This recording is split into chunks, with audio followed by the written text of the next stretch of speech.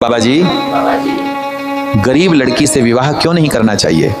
बात लड़की के गरीब होने की नहीं होती, बात होती है परिस्थितियों, अपेक्षाओं और जिम्मेदारियों की। गरीबी कभी दोष नहीं, पर गरीबी के साथ आने वाले संघर्ष बहुत गहरे होते हैं।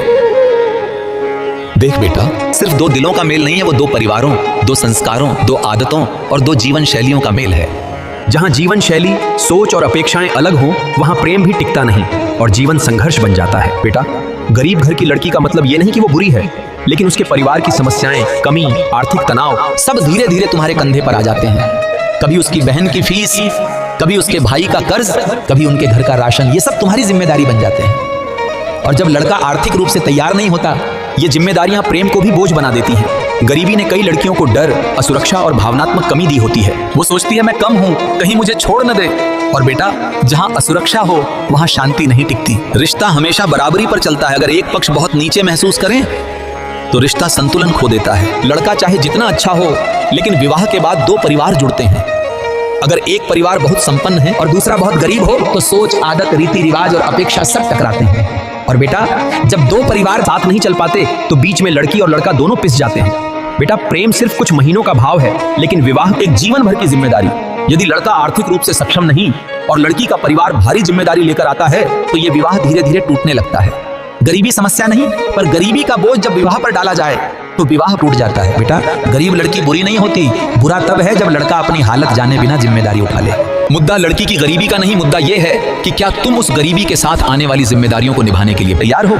अगर हाँ, तो गरीब लड़की भी लक्ष्मी बन जाती है। अगर नहीं, तो अमीर लड़की भी जीवन को नरक बना सकती है। विवाह पैसा देखकर नहीं होता, पर विवाह बिना समझ, तैयारी और जिम्मेदारी के कभी नहीं चल सकता। गरीब लड़की से विवाह गलत नहीं, लेकिन बिना सोच, बिना तैयारी, बिना स्थिरता और बिना जीवन परिस्थिति देखे किया गया विवाह हर किसी को तोड़ देता है।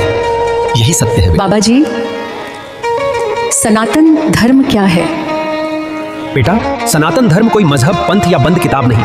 ये वो शाश्वत सत्य है जो दुनिया के बनने से पहले भी था और दुनिया मिट जाएगी तब भी रहेगा। सनातन का अर्थ है जो न कभी शुरू हुआ न कभी खत्म होगा, जो न समय से बंधा है तो न किसी व्यक्ति से। उसी को धर्म नहीं, बल्कि धर्म का मूल कहते हैं। सनातन धर्म प्रकृति के नियमों, ब्रह्मांड की गति, कर्म के सिद्धांत और आत्मा की यात्रा का विज्ञान है। ये कहता है कि ईश्वर बाहर नहीं, प्रत्येक जीव के भीतर है वही आत्मा, वही चैतन्य, वही प्रकाश। सनातन धर्म का आधार कोई भगवान नहीं बल्कि सत्य है, कोई पूजा पाठ नहीं बल्कि कर्तव्य है, कोई डर नहीं बल्कि स्वतंत्रता है। बेटा, यही धर्म बताता है कि मनुष्य कर्म से उठता है, कर्म से गिरता है और कर्म ही उसके अगले जन्म का आधार बनता है। ये हमें सिखाता है कि हर जीव में भगवान है, पेड़ में भी, पशु में भी, जल में भी, सूर्य में भी। इसलिए सनातन धर्म पूजा की नहीं, सम्मान की परंपरा है। इसमें मंदिर भी है, ध्यान भी है, योग भी है, भक्ति भी है और ज्ञान भी, यानी जीवन के हर रास्ते पर ईश्वर का अनुभव। यही कारण है कि सनातन धर्म किसी एक ग्रंथ पर नहीं टिका। वेद, उपनिषद, गीता, महाभारत, रामायण, ये सब उसके अध्याय हैं, पर उसकी समाप्ति नहीं। सनातन धर्म न किसी पर थोपता है, न किसी को रोकता है। ये कहता है तुम्हारा रास्ता भी ईश्वर तक जा सकता है, बस मन सच्चा और कर्म पवित्र होना चाहिए। यही वजह है कि दुनिया का सबसे पुराना धर्म आज भी जीवित है, क्योंकि ये कठोर नियम नहीं, जीवन की कला सिखाता है। बेटा, सनातन धर्म मंदिर में कम और मन में ज्यादा। ये कहता है सत्य बोलो, अहिंसा अपनाओ, सभी जीवों में ईश्वर देखो, अपने कर्म पवित्र करो और आत्मा को जानो। जब मनुष्य अपने भीतर के प्रकाश को पहचान लेता है, वही मोक्ष है, वही मुक्ति, वही सनातन। इसलिए बेटा, सनातन धर्म केवल धर्म नहीं, एक विज्ञान, एक दर्शन, एक अनुभव, एक स्वतंत्रता और एक शाश्वत सत्य है। ये मनुष्य को भगवान की ओर नहीं, भगवान को अपने भीतर पहचानने की ओर ले जाता है।